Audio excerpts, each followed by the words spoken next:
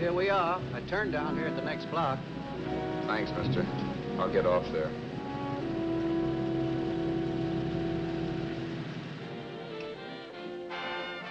Want anything else? No. Hey, you. Me? Yeah, you. Which way you heading? East. Too bad. I thought if you was heading north, I might be able to help you out. I'm pushing the Salt Lake, and I don't like to ride it alone at night. I'm one of those guys that got to talk or I fall asleep. Oh. Sure, now, my partner, he's got Lou to keep him company, but I ain't got nobody at all. Where you coming from? West. Yeah, sure, I know, but where, L.A.? Maybe. Got a cousin out in L.A. You don't say. Yeah, he's been out. You're not much of a talker, are you? My mother taught me never to speak to strangers. Oh, a wise guy. So what? Okay, don't get sore. Just trying to be sociable, that's all. Hey, Glamorous. You change for a dime, will you?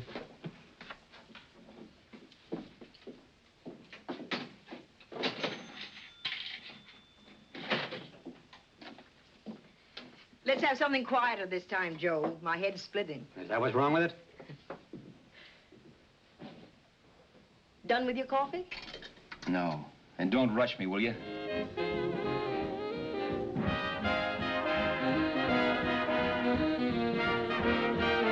Hey, turn that off. Will you turn that thing off? What's eating you now? Yeah, what's eating you? That music, it stinks. Oh, you don't like it, huh? No, turn it off. Oh, wait a minute, pal.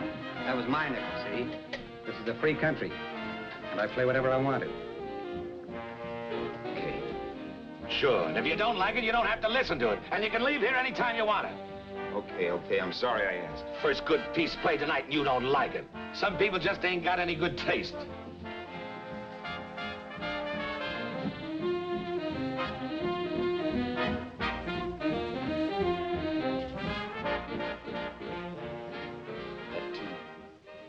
That tune. Why was there always that rotten tune? Following me around, beating in my head, never letting up. Did you ever want to forget anything? Did you ever want to cut away a piece of your memory or blot it out? You can't, you know. No matter how hard you try.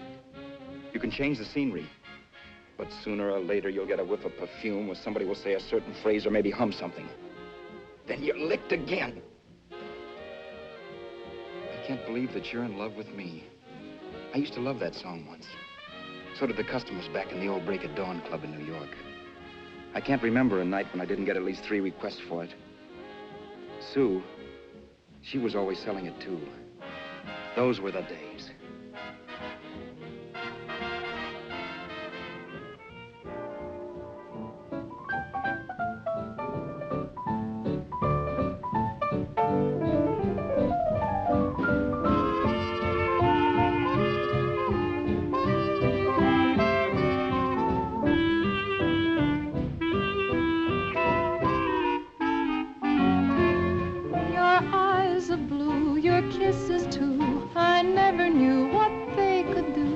I can't believe that you're in love with me.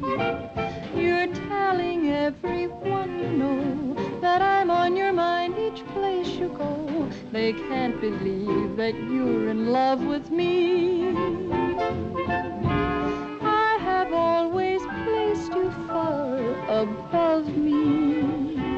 I just can't imagine that you love me. And after all is said and done, to think that I'm the lucky one, I can't believe that you're in love with me.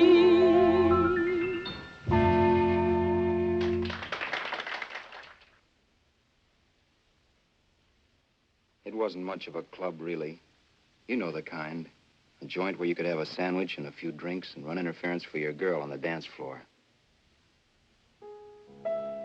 I pounded the piano in there every night from 8 until the place closed up, which usually meant 4 in the morning. A good job as jobs went in those days.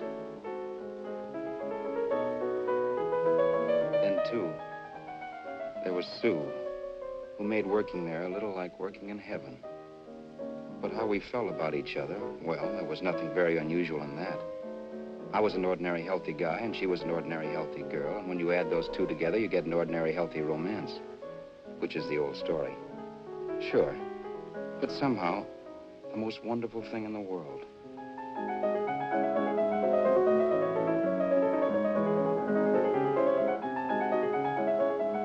All in all, I was a pretty lucky guy.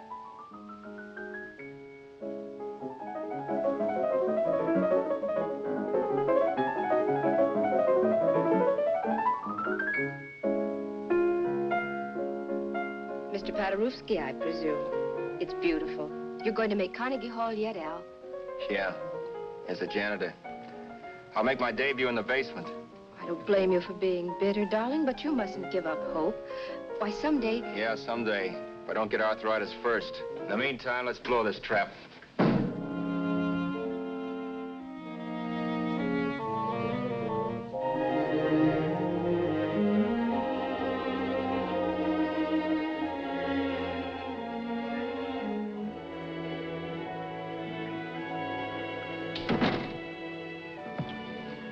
Like to get something to eat, hon? Oh, I don't think so, Al. I lose my appetite working in this flea bag. Let's go home. Okay. I can't stand much more of that dump.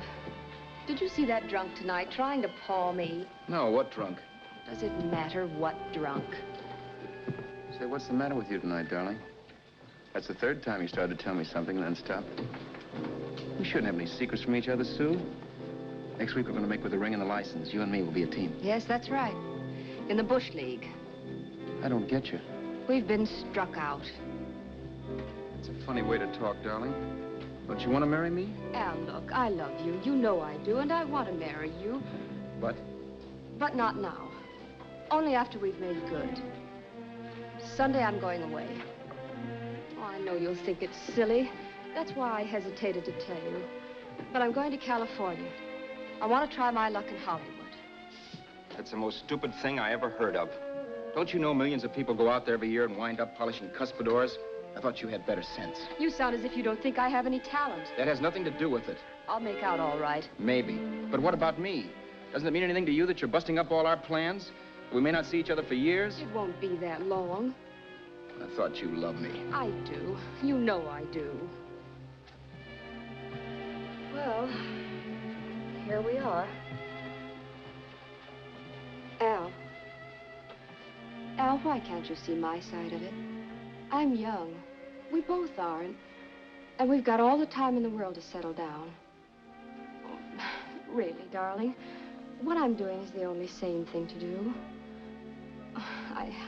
I hate the thought of being so far away from you, but we'll be together again someday. Maybe you'll decide to come out too later on. So long. Al, aren't you going to kiss me goodnight? Sure. Why not? Good night.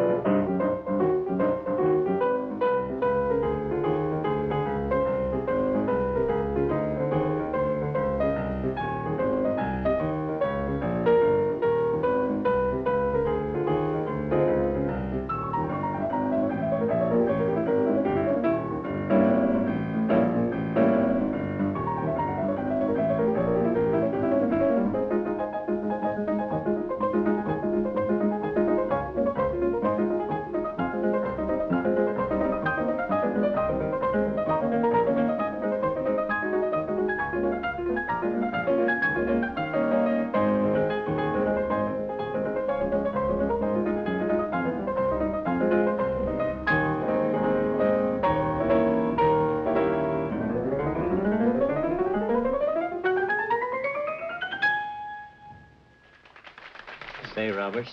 You hit the jackpot this time. $10. Thanks.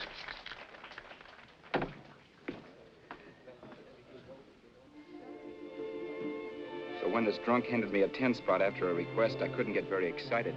What was it, I asked myself? A piece of paper crawling with germs.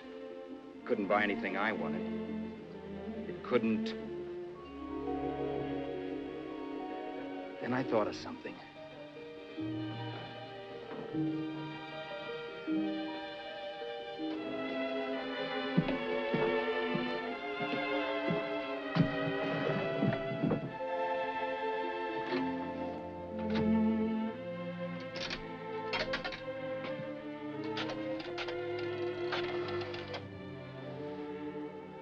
Long distance. I'd like to put a call through to Los Angeles. Miss Harvey. Sue Harvey, Harvey. The number is Crestview 65723.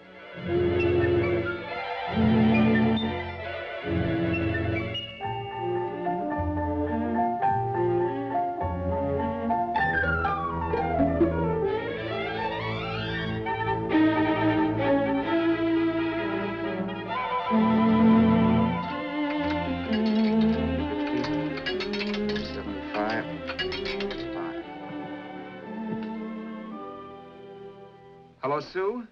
This is Al. Oh, baby, it's great to hear from you, too. What's that? You do?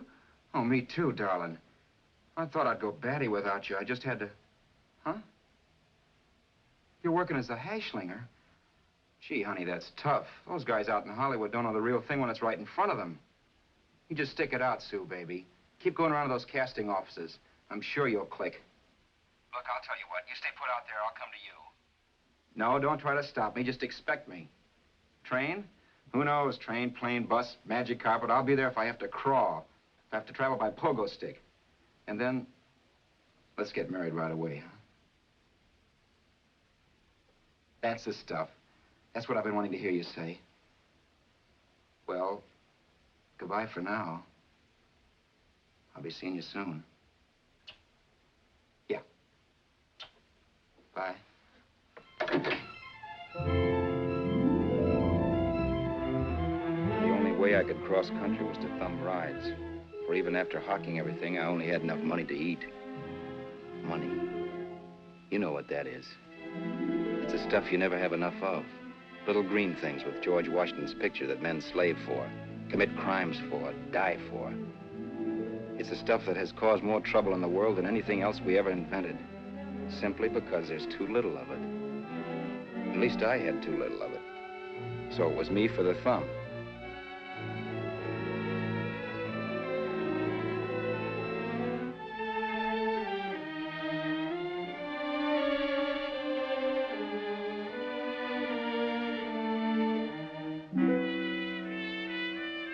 Ever done any hitchhiking?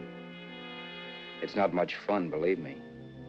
Oh, yeah, I know all about how it's an education and how you get to meet a lot of people and all that. But me, from now on, I'll take my education in college or in PS 62, or I'll send $1.98 in stamps for 10 easy lessons.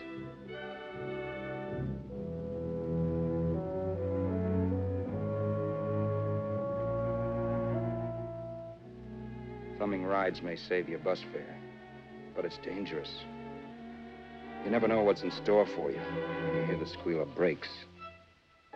If only I had known what I was getting into that day in Arizona. Here, throw that in the back seat. Okay, let's go. Make sure that door is closed.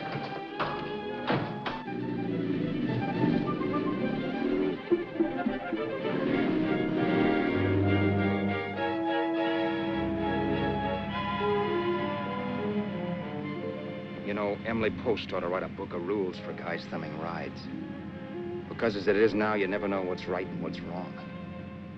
We rode along for a little while, neither one of us saying anything. I was glad of that. I never know what to say to strange people driving cars. Then, too, you can never tell if a guy wants to talk. A lot of rides have been cut short because of a big mouth. So I kept my mouth shut until he started opening up. Hand me that little box in the compartment, will you, pal? Hold the wheel, will you?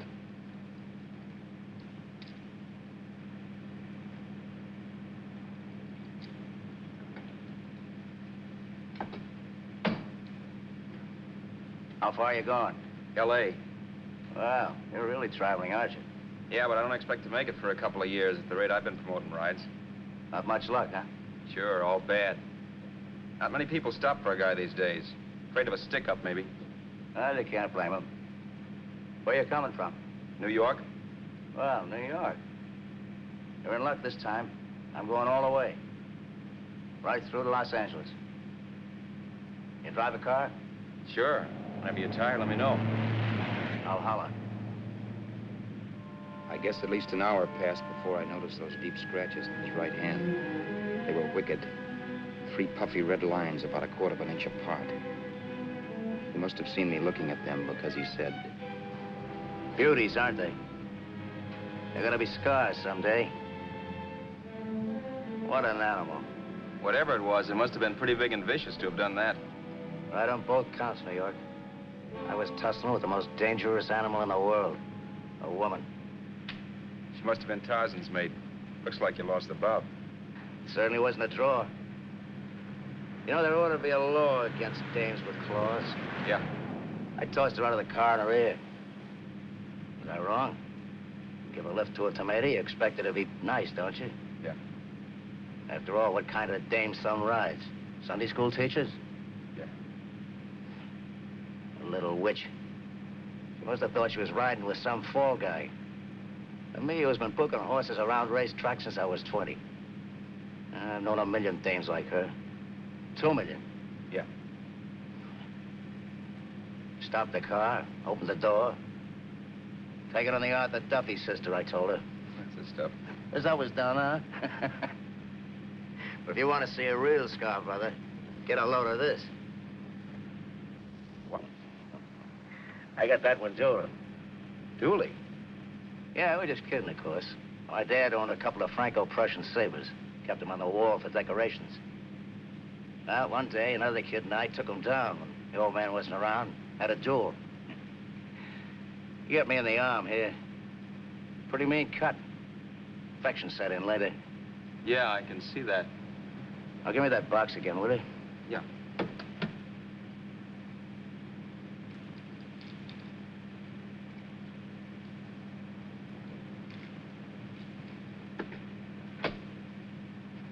Pain made me lose my head, I guess.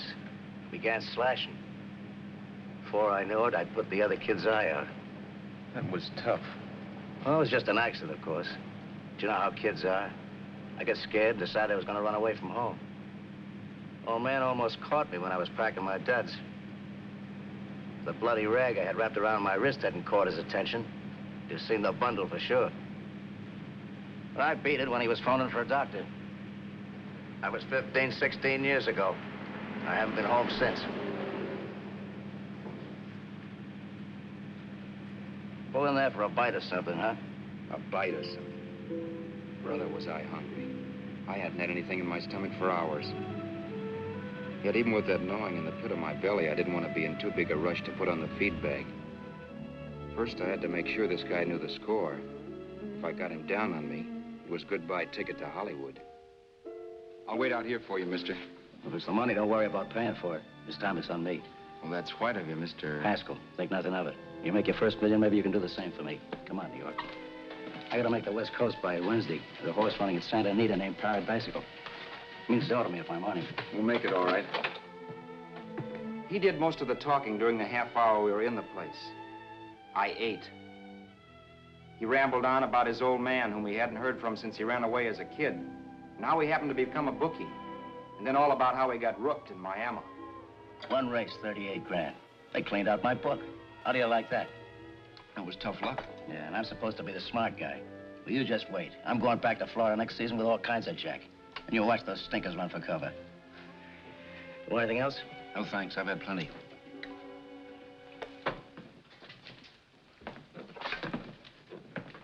Let's check there, sister. Oh, just a minute. Your change, sir. Keep it, sister. Oh, thank you, sir. Call again. I'll be waiting outside for you when you finish work. Sharp check, huh?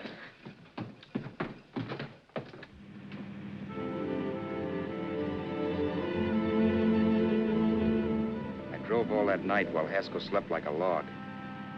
After a while, I began to get sleepy myself. I was happy, though. Soon I'd be with Sue again. The long trip was practically over, and there'd be no more hoofing it down the concrete. I began to think of the future, which couldn't have been brighter if I'd embroidered it with neon lights. It was nice to think of Sue shooting to the top. It's amazing what a full belly can do to your imagination. Your eyes of blue, your kisses too, I never knew what they could do. I can't believe that you're in love with me. You're telling everyone you know I'm on your mind each place you go. I can't believe that you're in love with me.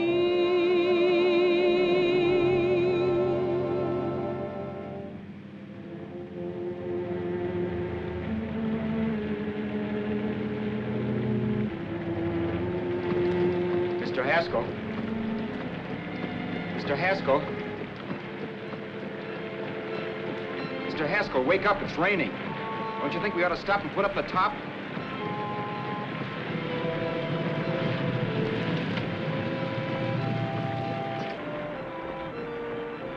Mr. Haskell, I'm going to put up the top.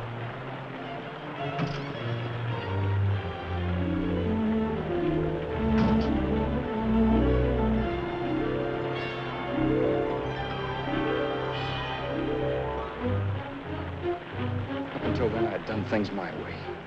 But from then on, something else stepped in and shunted me off to a different destination than the one I had picked for myself. For when I pulled open that door... Mr. Haskell, what's the matter? Are you hurt? Are you hurt, Mr. Haskell? Start your sermon. I'll listen to it. But I know what you're going to hand me even before you open your mouths. You're going to tell me you don't believe my story of how Haskell died and give me that don't make me laugh expression on your smug faces. I saw it once he was dead, and I was in for it. Who would believe he fell out of the car?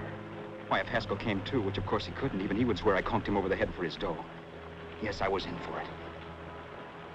Instinct told me to run, but then I realized it was hopeless. There were lots of people back down the road who could identify me. That gas station guy and the waitress. I would be in a worse spot then, trying to explain why I beat it. The next possibility was to sit tight and tell the truth when the cops came. But that would be crazy. They'd laugh at the truth. And I'd have my head in a noose. So what else was there to do but hide the body and get away in the car? I couldn't leave the car there with him in the gully. That would be like erecting a tombstone.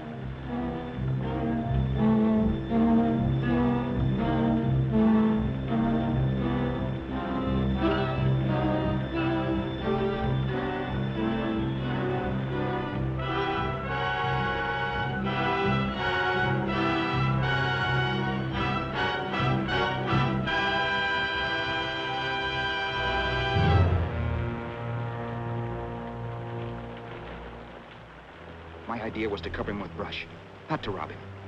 But then I remembered that even if I only drove the car for 100 miles or so, I would need money for gas. Besides, it was stupid of me to leave all that money on a dead man. Not only that, I'd have to take his driver's license in case I was stopped for something.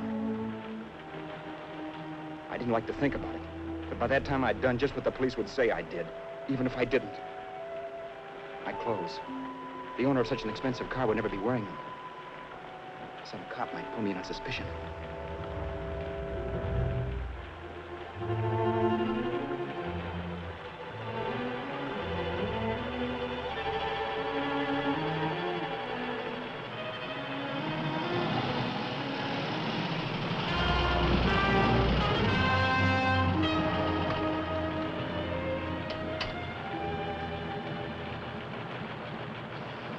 Hey, you, this your car? Don't you know better than to leave a car with the wheels halfway in the middle of the road? That's the way accidents happen. I'm sorry, officer. I was just putting up my top. I didn't think. Well, the next time, think. I'll let you go now, but watch your step in the future. I know that's a lonely stretch, but cars come by here once in a while, and we have plenty of crack-ups. Thanks, officer.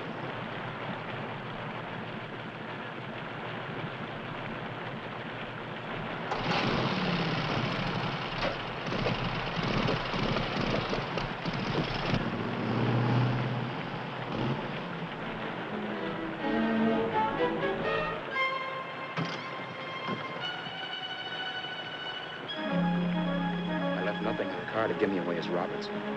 If they found a dead man in the gully now, it would be me.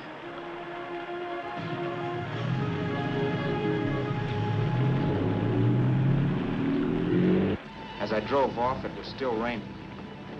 The drops streaked down the windshield like tears.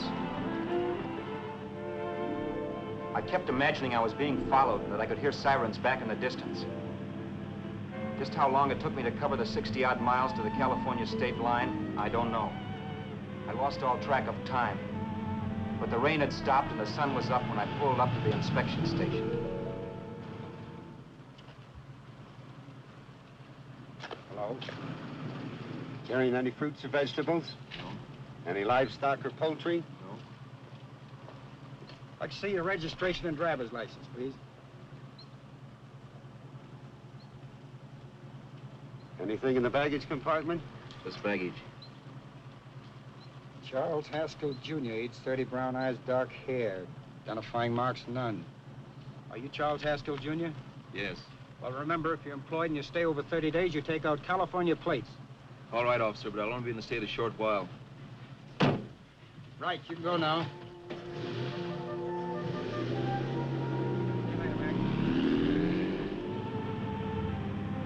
I couldn't drive any farther without some sleep. Cops or no cops, I knew I had to hit the hay and hit it hard. I was dead tired.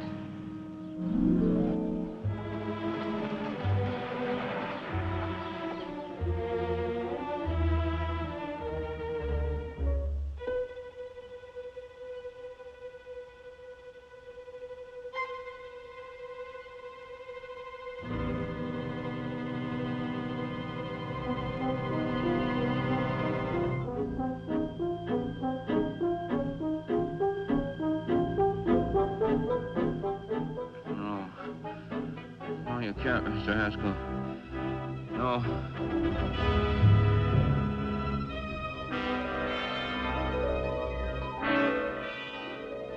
Mr. Haskell, you can't die. I think I did it. No, Mr. Haskell. No. No.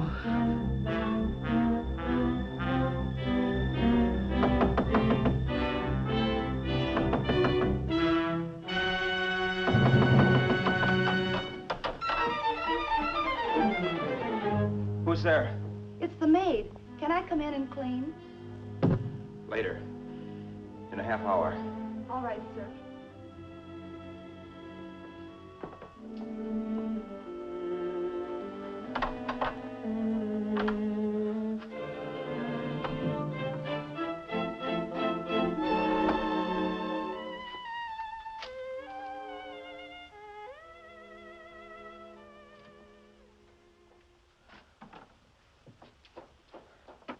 There was no time to lose. Every minute I had to be Charles Haskell was dangerous. And I'd have to be Charles Haskell until I got to some city where I could leave the car and be swallowed up.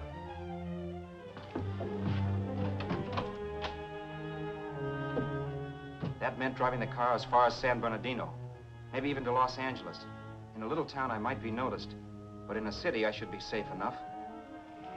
Then, after I ditched the car, I could go on to Sue. But those 5 minutes at the state line made me realize it might be a good idea to find out a little bit about Mr. Haskell. Then, if anybody asked me questions, I could give the right answers. The first thing I found out was that I had $768. This was a lot of jack, but believe me, it was the kind of money I'd rather not have.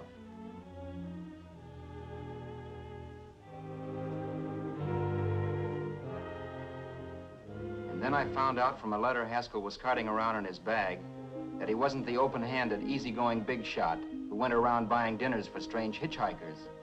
Before I got done reading it, I saw him more as a chiseler. It was written to his old man in California, the one he hadn't seen in so many years. In it, Haskell posed as a salesman of hymnals, of all things.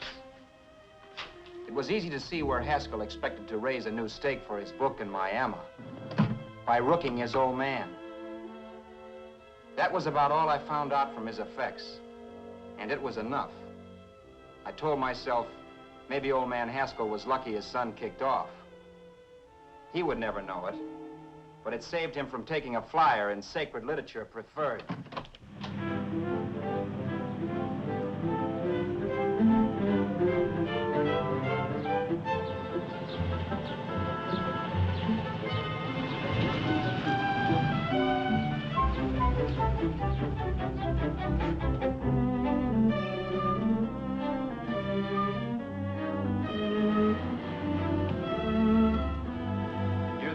At Desert Center, I pulled up for water. There was a woman. Hey, you! Come on if you want to ride.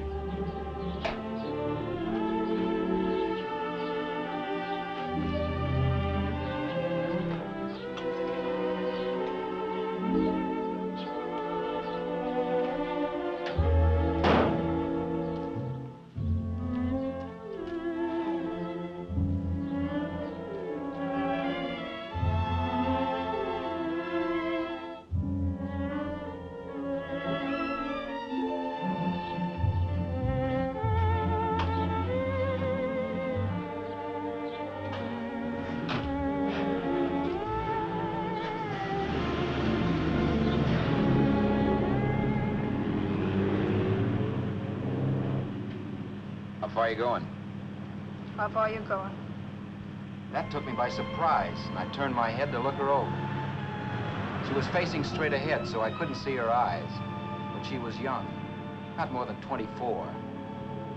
Man, she looked as if she'd just been thrown off the crummiest freight train in the world. Yet, in spite of this, I got the impression of beauty.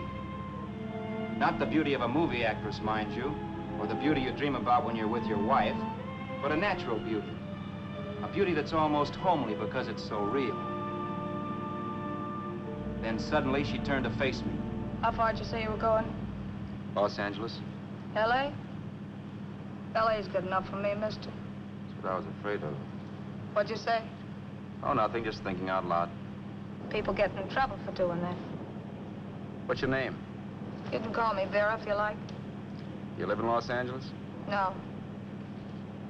Where are you coming from? Oh, back there. Needles? No. Oh, sure, Phoenix. You look just like a Phoenix girl. Are the girls in Phoenix that bad? The girl must have been pretty tired, because she fell asleep not 20 minutes after she stepped into the car.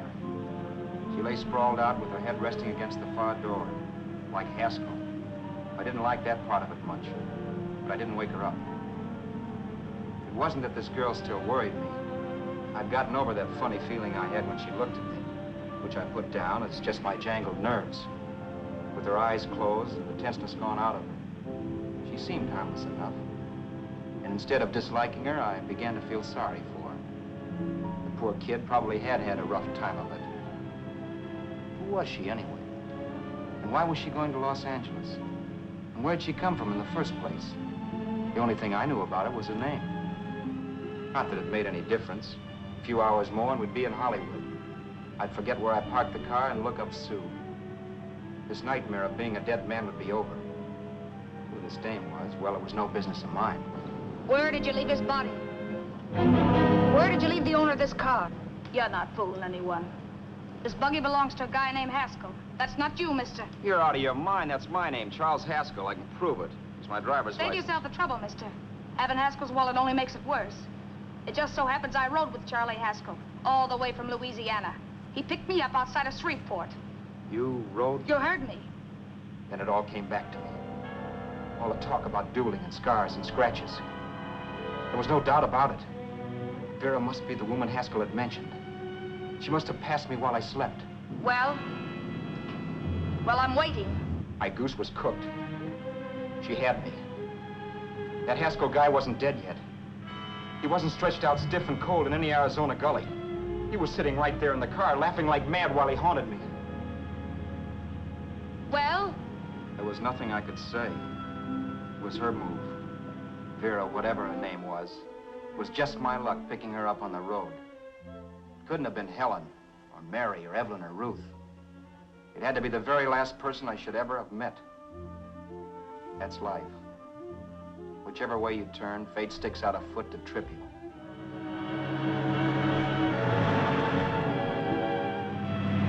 I told her everything, but she didn't believe my story.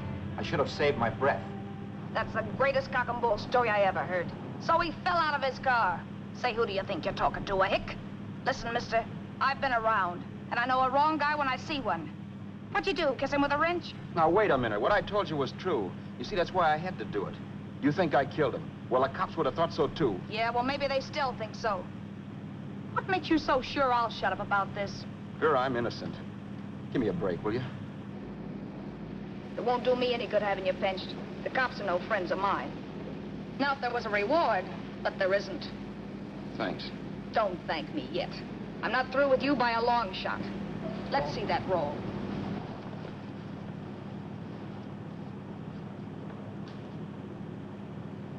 Is that all Haskell had? Isn't it enough? No, I thought he had more. Not that I know of. You can search me. You think I'm holding out on you? Well, maybe I will at that. He told me he was going to bet $3,000 on a horse named Paradisical on Wednesday at Santa Anita. He was stringing you along. He meant 300. Maybe. Sure, $3, 300. He was a piece of cheese, a big blowhard. Listen, mister, don't try and tell me anything about Charlie Haskell. Remember, I knew him better than you did. Okay, then you knew he was a four-flusher. That explains the $3,000 bet. I'm not so sure he didn't have that $3,000. Why should I believe you? You got all the earmarks of a cheap crook. Now, wait a Shut minute. up. You're a cheap crook and you killed him. For 2 cents, I'd change my mind and turn you in. I don't like you. All right. Don't get sore. I'm not getting sore. But just remember who's boss around here. If you shut up and don't give me any arguments, you'll have nothing to worry about. But if you act wise, well, mister, you'll pop into jail so fast it'll give you the bends. I'm not arguing. Well, see that you don't. You know, as crooked as you look, I'd hate to see a fella as young as you wind up sniffing that perfume that Arizona hands out free to murderers. I'm not a murderer. Of course you're not. Haskell knocked his own head off. He fell, that's how it happened, just like I told you. Sure, and then he made you a present of his belongings. I explained why I had to do skip that. it. Doesn't make a difference one way or another. I'm not a mourner. I liked Haskell even less than I liked you. Yeah, I saw what you did to him. What do you mean? Well, scratches on his wrist. Sure, I scratched him. I'll say you did. So your idea was to drive the car a little way, maybe into San Bernardino, and then leave it. You weren't gonna sell it? Sell it? You think I'm crazy? Somebody else's car? See, all I want to do is leave it somewhere and forget I ever saw it. Not only don't you have any scruples, you don't have any brains. I don't get you. Maybe it's a good thing you met me. You'd have got yourself caught, sure. Why, you dope. Don't you know a deserted automobile always rates an investigation? Huh? Look, the cops find a car. Then they get curious. They wonder where the owner is. So, all right, they don't trace Haskell. They trace you. I never thought of that. The only safe way to get rid of the car is to sell it to a dealer. Get it registered under a new name. Say, stop at the next store. I want to get a bottle and do some shopping before we hit L.A. Okay. As soon as we find a place, I'll drop you off and pick you up later. Nothing doing. You're coming in, too. From now on, you and I are like the Siamese twins. Have it your way, but I don't get the point. The point is, I don't want you to get lost. I'm not going to beat it if that's what you're afraid of. I'll say you're not. Well, I'm going to see that you sell this car so you don't get caught. Thanks. Of course, your interest wouldn't be financial, would it? You would want a small percentage of the profits. Well, now that you insist, how can I refuse? 100% will do. Fine. I'm relieved. I thought for a moment you were going to take it all. I don't want to be a hog. A few hours later, we were in Hollywood. I was recognizing places Sue had written about. It struck me that far from being at the end of the trip, there was a greater distance between Sue and me than when I started out. Vera wasn't kidding with that Siamese twins crack. She rented a little apartment as Mrs. Charles Haskell. When I objected to this, she explained that it was on account of the car. A dealer might think something was funny if he called and found we were using different names.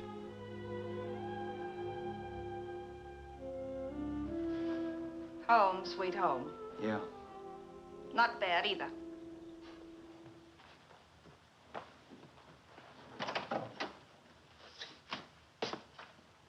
In case there's any doubt in your mind, I'll take the bedroom. Yeah. Sure is stuffy in here.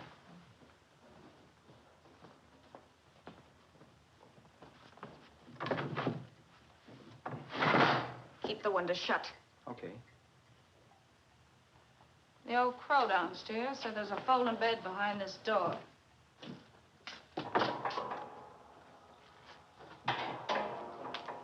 You know how to work it? I invented it. Some joint. One can't have everything.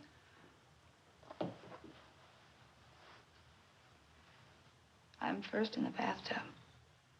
I don't know why, but I figured you would be.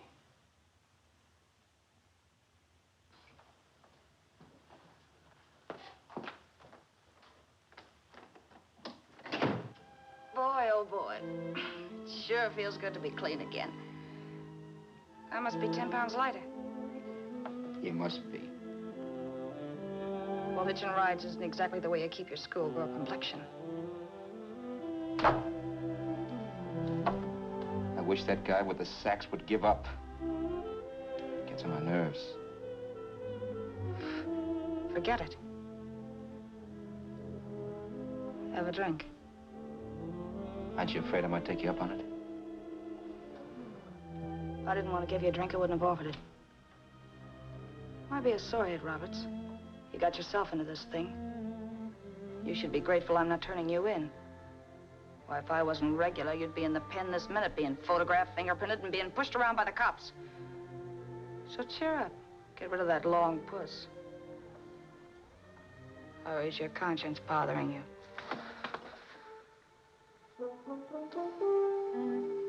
No. It isn't.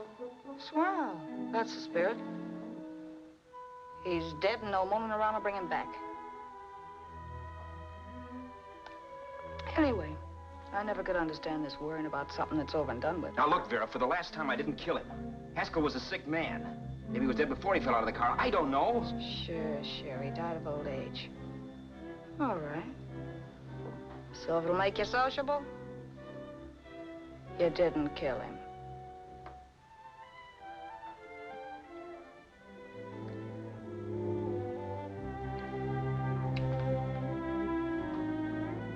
Thanks.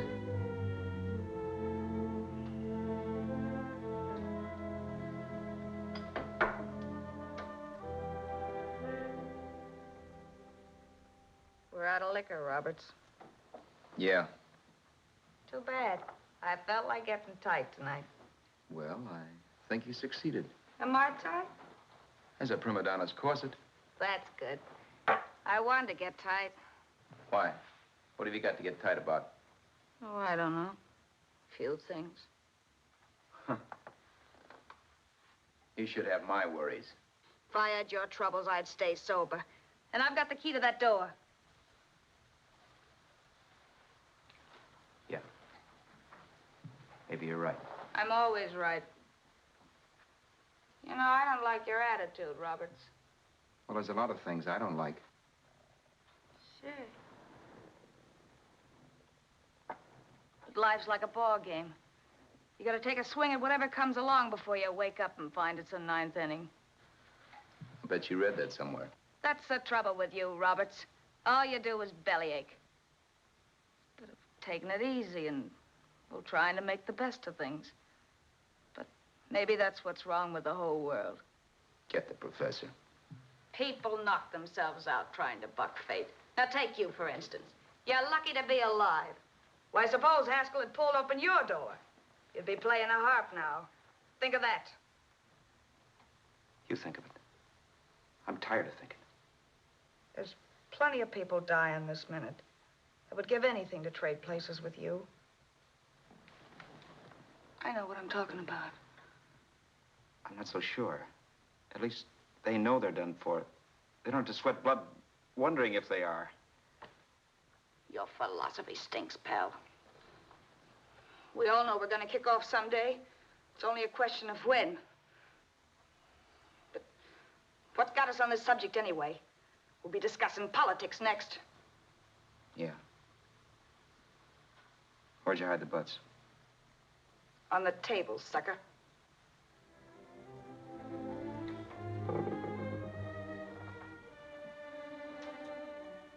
We bored each other with conversation for a couple of hours longer. Every 5 minutes, one of us was wishing we had another bottle or a radio or something to read. Then finally, we ran out of chatter. I know it's only 11 o'clock, but I want to get up early and make the rounds of the used car lots. No hurry about that. We've got all the time in the world. Maybe you have, but if you think I want to stay cooped up in this place any longer than I have to, you're batty. It's not a bad place. Pay plenty for diggings like this in New York. I wouldn't like it if it was the Ritz.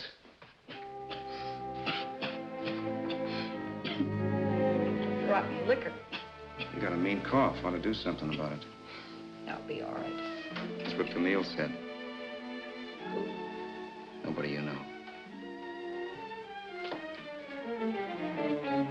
Wasn't that the dame that died of consumption? Yeah.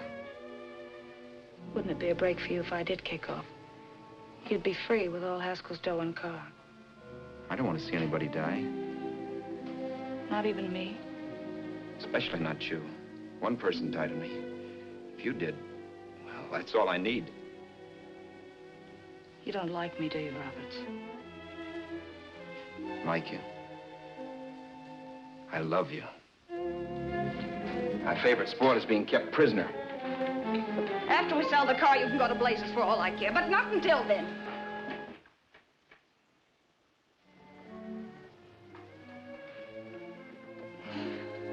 I'm going to bed.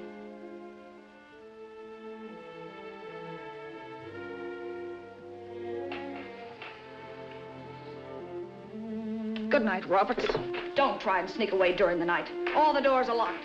Anyway, if I find you gone in the morning, I'll notify the police. They'll pick you up. Don't worry, I know when I'm in a spot. Well, good night.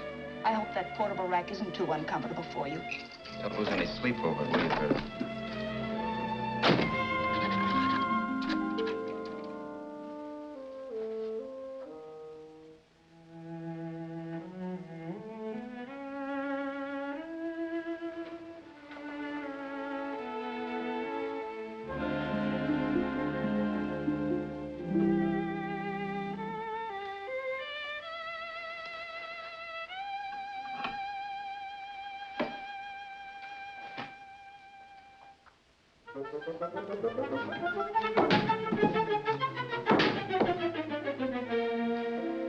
Crestview.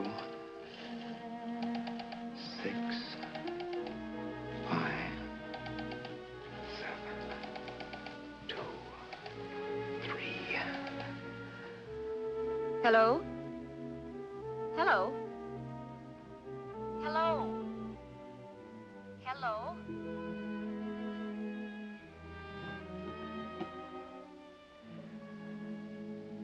No. Not yet, darling. Tomorrow. Maybe. If this were fiction, I would fall in love with Vera, marry her, and make a respectable woman of her. Or else she'd make some supreme Class A sacrifice for me and die. Sue and I would bawl a little over her grave and make some crack about there's good in all of us. But Vera, unfortunately, was just as rotten in the morning as she'd been the night before. All right, I'm coming. Look, Vera, it's almost noon. So what? The dealers will be there all day? I'll be there all year, too, but that doesn't mean I'm going to wait that long. Shut up. You're making noises like a husband. Well, do I rate a whistle? You sure do, but let's go. Let's go, let's go. I spent $85 and 2 hours preparing bait, and all you can say is let's go. Come on.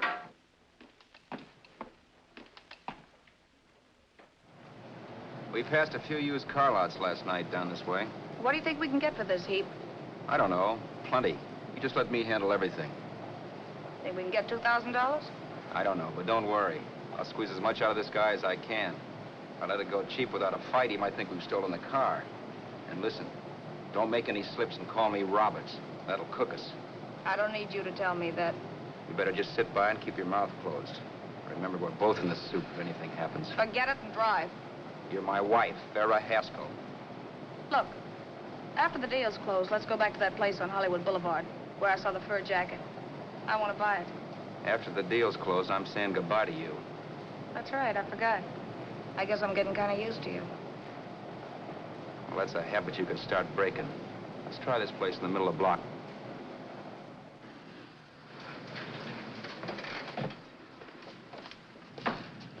Good afternoon. What can I do for you? We're interested in selling a car. If the price is right. Well, if it's in good mechanical condition, it should blue book for about $1,600. Tony, take a look at this motor. $1,600. Are you kidding?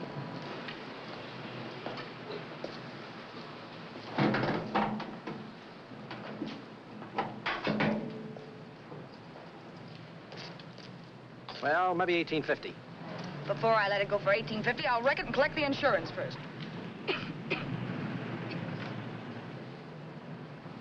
Lady, this motor's seen a lot of driving.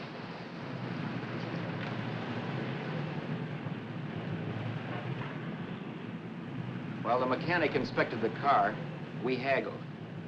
At last, when we were all worn out, we hit a compromise. His price. Okay, it's a deal. All right, come in. We'll sign the papers. I have the ownership papers right here with me. Look, Vera, in the meantime, will you clean out the dash compartment? There may be some stuff in it. All right, darling. 1,850 bucks. That dirty crook.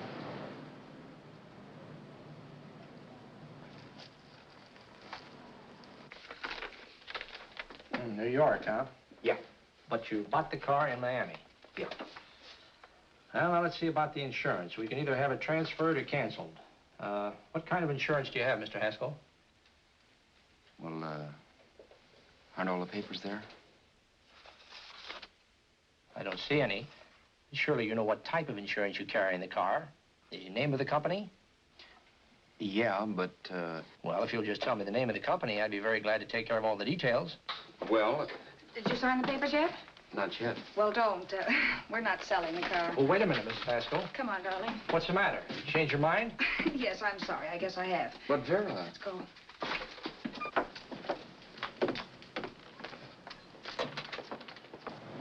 You got me out of a tight spot, Vera. But I still don't understand all this. You will in a minute. I almost threw away a gold mine. 1850 isn't to be sneezed at. The car doesn't book for as much as I thought. We're not selling the car. You want to keep it. Now, wait a minute, Vera. You said yourself I wouldn't be safe until the car was in someone else's name. I'd like to be free of this mess when I go. That's just it, Roberts. You're not going. There's a drive-in at the next corner. Pull in there and we'll get a bite to eat. And I'll explain. What is this, another one of your brilliant ideas?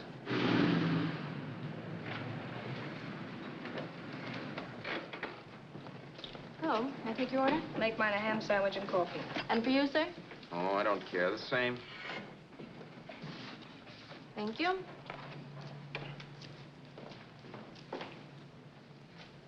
Get this, Vera. I've been pretty patient so far. I've done everything you asked me to do, but no more. Shut up. You've taken Haskell's money. And you can have the dough we get from selling the car. But you're not going to keep me a prisoner. It's a good thing I bought the paper. Take a look at that. Vera, I'm in no mood. Read that.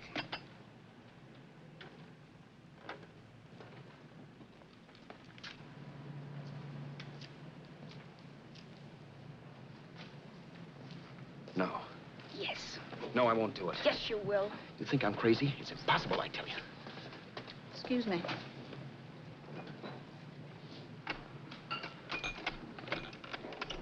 Blow the horn when you're through. No one could possibly get away with an act like that. It'd be wise to me in a minute. Don't be yellow. You look enough like him. The same coloring and the same build. See how his clothes fit you? No kidding, you almost had me fooled for a while. Oh, grow up, Vera. Don't you think a father knows his own son?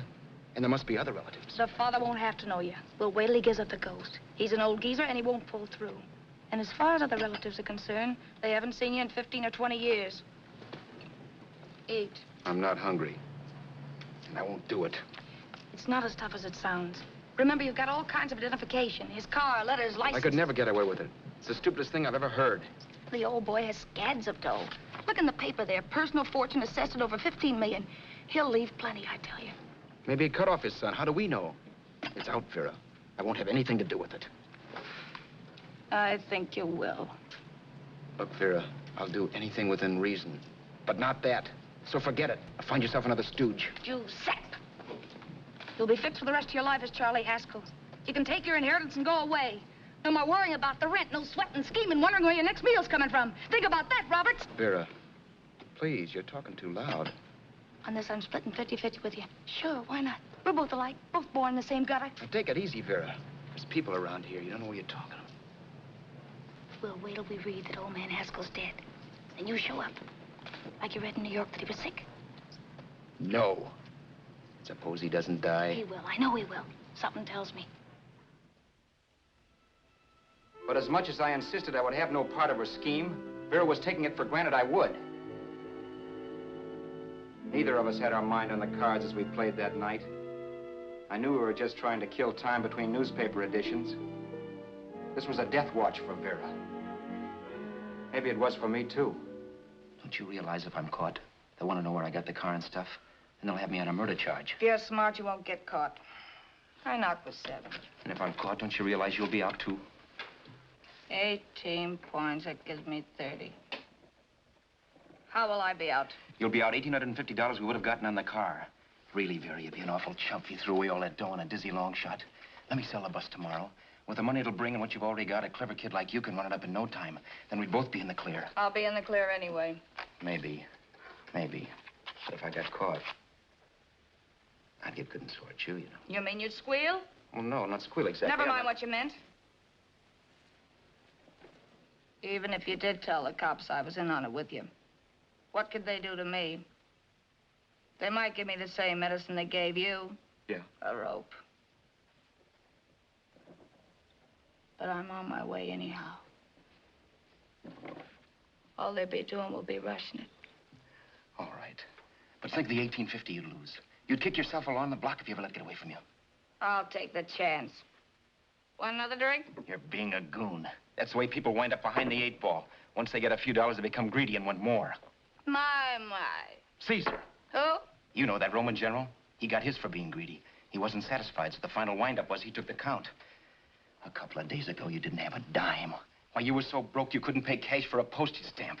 Now you've got almost $700 with $1,850 in the offing. Take my advice. Don't try for more. I'm tired of this game. Let's have some blackjack. Play solitaire. Okay, I will if that's the way you feel about it. That's the way I feel about it. Getting sore and throwing things won't help much, Roberts. I'm really doing you a favor. I help you out of a jam by keeping my mouth shut. I show you how to make some soft money. And what thanks do I get? Thanks. Sure. Or would you rather call the cops and tell them you killed a man and stole his money? I didn't kill anybody. Yes, you did. No, I didn't. You know I didn't. All right, then. Suppose I call the cops. If you're innocent, what do you got to be scared of? Okay. Call him, you mutt. Go ahead and call him. See if I care. At least they'll give me a square deal. You want me to call them? You heard me. But I'm warning you. If I'm pinched, I'll swear you were in on it. I'll say that you helped me. If I fry, I'll get even with you. You wouldn't dare. You didn't. Yeah? Then try it and see. Call him. Yeah. Okay, I will.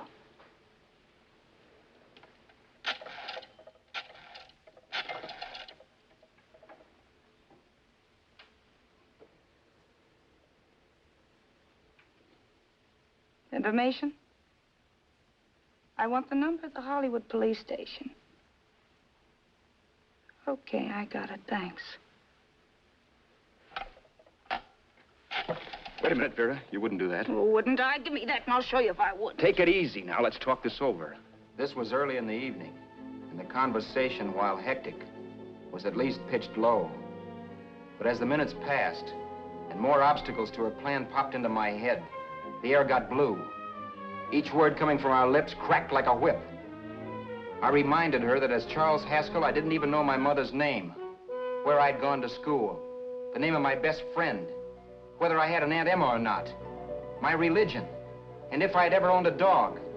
I didn't even know what my middle initial stood for. I also pointed out that the real Haskell had a scar on his forearm.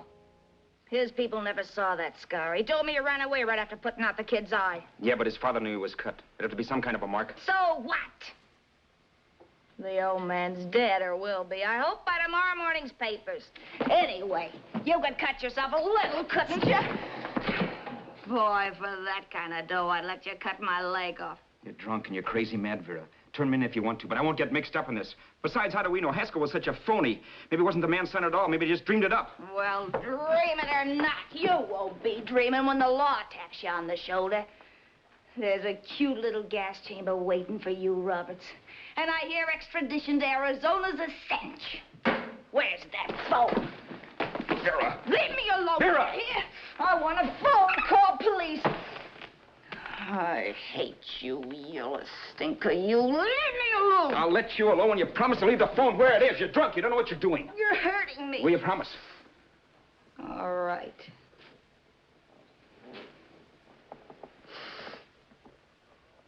You hurt me. I'm sorry, but... And it's hot in here. Open up a window. It's not hot. Don't tell me. Now, do you do it or do I do it? You're no gentleman, see? Yeah. All right. I'll open up the window. Vera!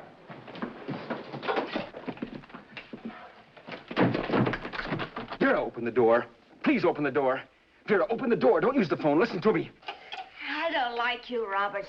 You're no gentleman, see? You hurt my hand. The world is full of skeptics. I know. I'm one myself. In the Haskell business, how many of you would believe he fell out of the car? And now, after killing Vera without really meaning to do it, how many of you would believe it wasn't premeditated? In a jury room, every last man of you would go down shouting that she had me over a barrel and my only out was force. The room was still. So quiet that for a while I wondered if I had suddenly gone deaf. It was pure fear, of course. And I was hysterical. But without making a sound. Vera was dead. And I was her murderer. Murderer? What an awful word that is.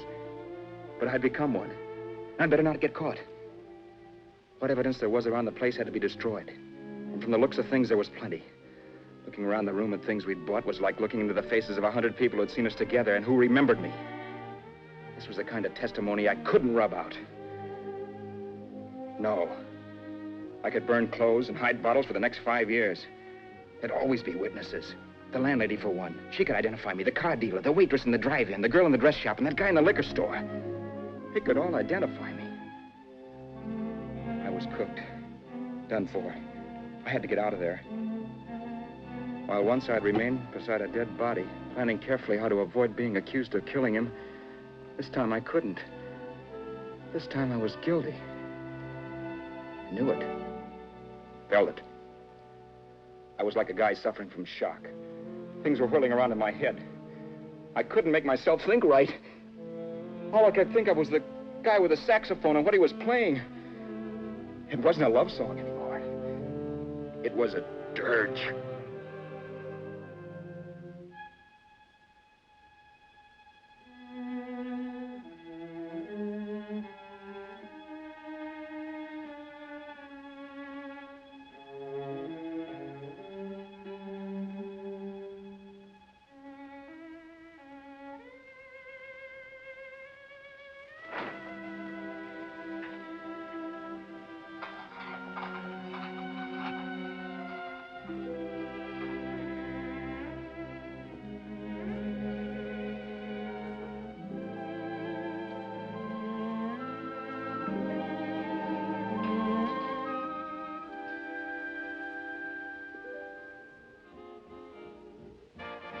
But my problems weren't solved. I had to stay away from New York for all time. Because Al Roberts was listed as dead and had to stay dead. And I could never go back to Hollywood. Someone might recognize me as Haskell. Then, too, there was Sue. I could never go to her with a thing like this hanging over my head. All I could do was pray she'd be happy.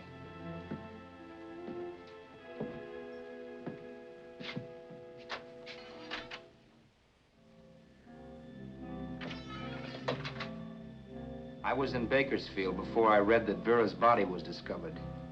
And that the police were looking for Haskell in connection with his wife's murder. Isn't that a laugh? Haskell got me into this mess, and Haskell was getting me out of it. The police were searching for a dead man.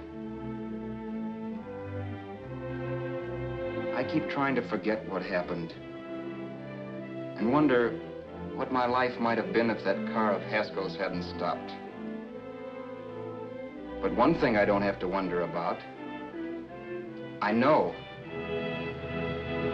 Someday a car will stop to pick me up that I never thumbed.